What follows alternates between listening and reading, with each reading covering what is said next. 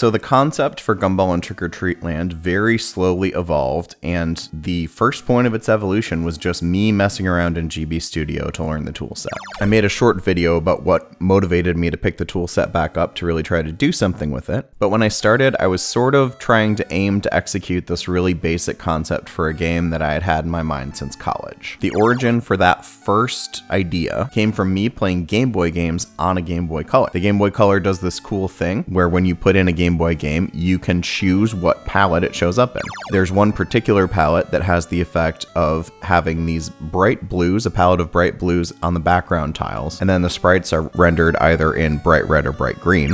And it created this simple yet vivid, like high contrast look that I really was grabbed by. So I love that look of a Game Boy game brought to color on the Game Boy Color, and I wanted to make a game that looked and felt like that. But earlier iterations of this project were mostly me trying and failing to create the Game Boy feel using different tools.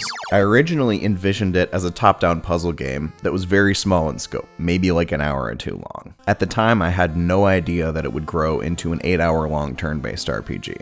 I was still very far away from that concept at the beginning. The sort of like first game concept that I'd been sitting on was that you would be retrieving a pen for an eccentric scientist from the basement of his lab, and you'd basically just be solving block pushing puzzles. In college, I'd already taught myself how to write chiptunes in Milky Tracker, and I actually ended up using that on a few different projects when I was getting my bachelor's degree in music. And a lot of the early chiptunes and pixel art that I did were sort of aimed towards this top-down puzzle game concept. This was all in like 2015, 2016 though, so GB Studio didn't even exist yet. I tried and failed to execute that concept a few times with a few different tools, RPG Maker and Game Maker. I just wasn't quite getting that Game Boy feel that I wanted. In, I think, 2019, a friend showed me GB Studio for the first time. At that point, it couldn't do color yet though, so it was very good at giving the feel of an original Game Boy game, so you could get that Link's Awakening, Mario Land 1 kind of feel, but no color yet. And color was something important to me about this concept that I wanted to do. Then in 2022, color enhancement was added, which I learned about when I played and was utterly charmed by the platformer Toad in a Hole by Louis Zong.